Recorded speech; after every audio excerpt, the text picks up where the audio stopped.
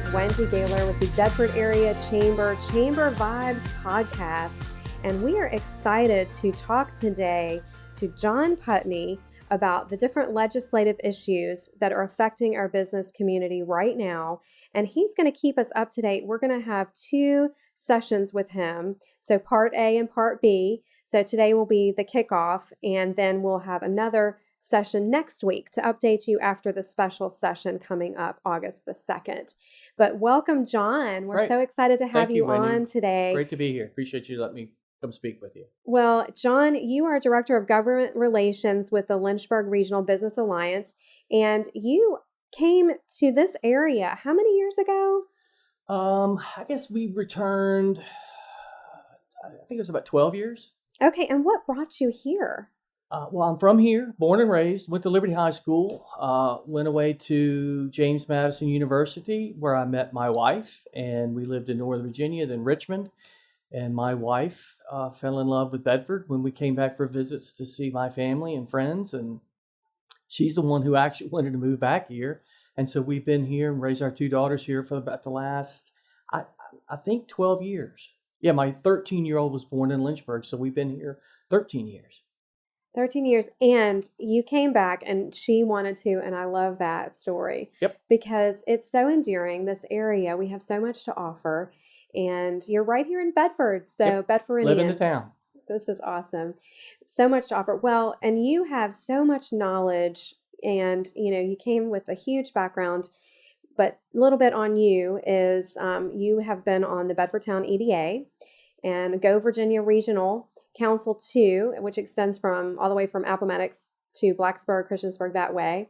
And then of course you have your bachelor's with JMU, James Madison. Great history there. You and your wife both. Yep.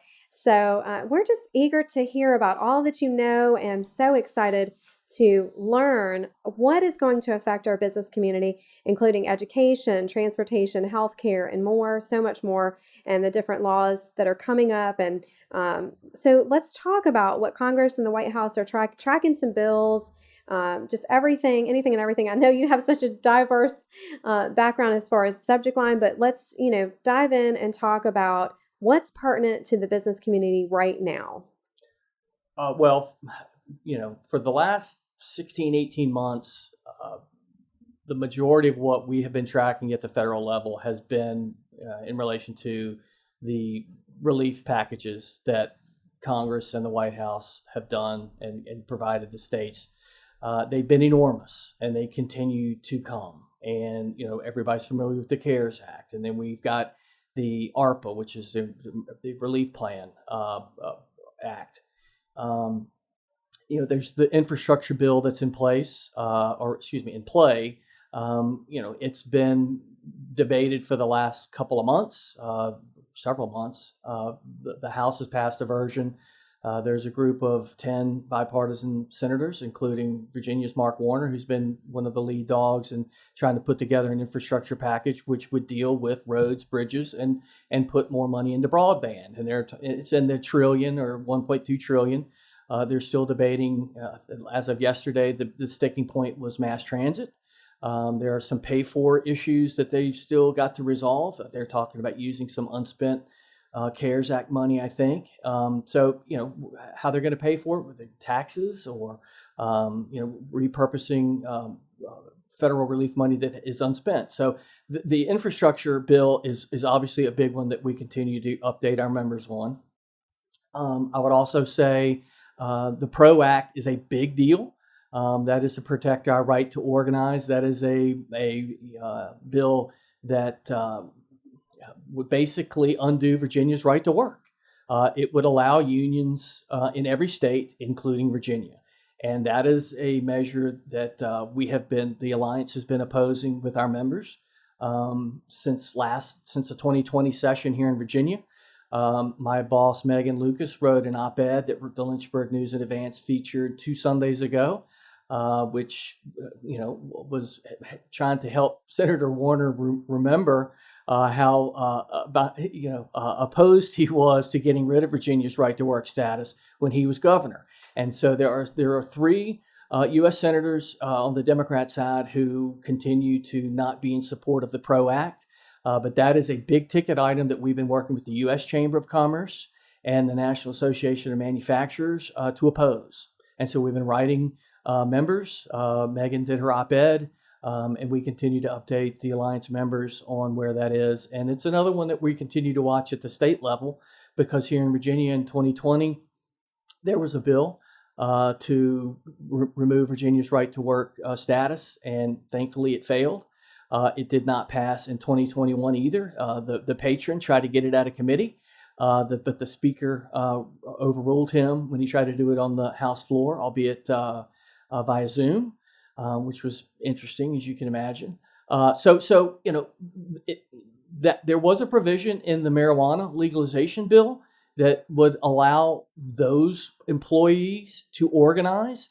So the business community viewed that as perhaps, or most definitively, the proverbial camel's nose under the tent, or the Trojan horse to maybe try to expand worker right to organize in Virginia. So, I mean, there are a lot of things going on at the federal level, and I don't know, there any other. I mean, it's what has overwhelmed us at the federal level in the last 18 months has been these massive, many trillion-dollar relief packages. Yes. Senator Warner also has his minor league baseball bill that would be very advantageous for the Lynchburg Hillcats.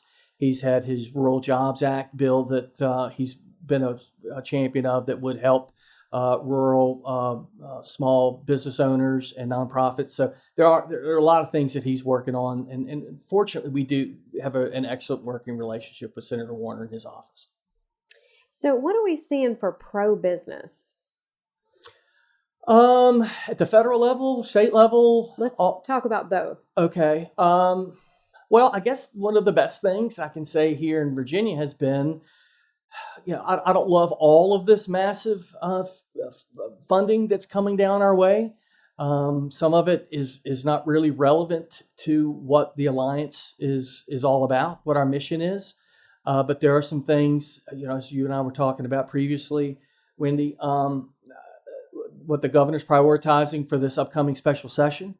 And the one he announced yesterday was $935 or $936 million to go to the Virginia Employment Commission. 865 of it going to the Unemployment Insurance Trust Fund, which would help businesses keep payroll taxes down. Because in order to put that money, to replace all the money that they've had to pay out of that trust fund over the last 18 months, would require tax increases, payroll tax increases.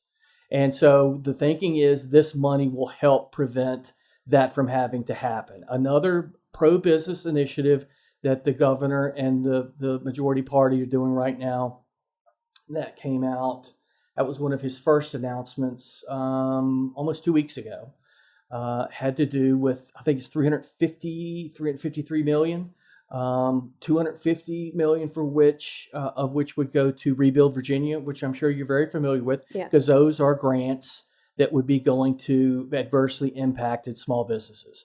I'm trying to remember the exact amount they've done thus far. Now, mind you, I think all of this has been federal money that they've been using. I think it's in the 120, $150 million range that they've used through Rebuild Virginia to help struggling small businesses. As you and I were just discussing as well, there's also the SBA PPP loans and grants, the EIDL loans that the government did, a lot of which was last year. But obviously those things were intended to help businesses. And I supported that because the government, made a lot of different sectors of business shut down because of the pandemic.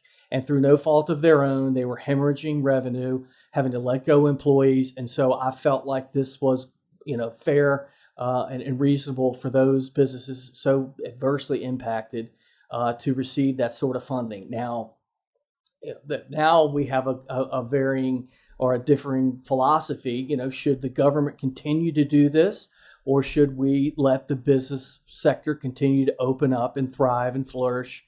And as you and I were also talking before we got started, this new information coming out from CDC yesterday about possibly having more mask mandates, and some states, maybe even requiring people to wear them indoors even if you've been vaccinated. So there's a lot of concern that these sort of government positions and recommendations or mandates are going to impact our business community. Yes, so much is concerning. And, new tax laws, all of these are, so important to our business community. They need to know about what's happening, what's going to affect their business. Let's talk a little bit about broadband. Sure. And the needs here and what's coming or could be coming to us. Right. Well, with I think it is. $4.3 billion. Yeah. Well, of the and the 700 million. Yes, absolutely. And that was an announcement. I'm trying to remember. I think it was last week or week before last. 700 million is being proposed by the governor and the General Assembly. And it was interesting to note that at his public rollout of this, he had the chairman and chairwoman of the money committees, meaning you'd like to think it has a pretty high chance of success of getting that money in the special session on August 2nd. A friend of mine also reminded me, a gentleman who has forgotten more today about broadband than I'll probably know in the entirety of my life, said, well, John, there's already 50 million in the VATI program at DHCD. And if there's another 100 proposed in the outgoing budget, that amount could be upwards of $800 or $850 million. And just for some context, when VATI started, they began it with putting in $1 million. And VATI is the Virginia Telecommunications Initiative. And DHCD is the Department of Housing and Community Development. And this is where the broadband money is being, localities or coalitions are applying for these by way of a grant application. And, so the first couple, I think, was like $1 million, and then it went to 5 million, then I think to 17 million.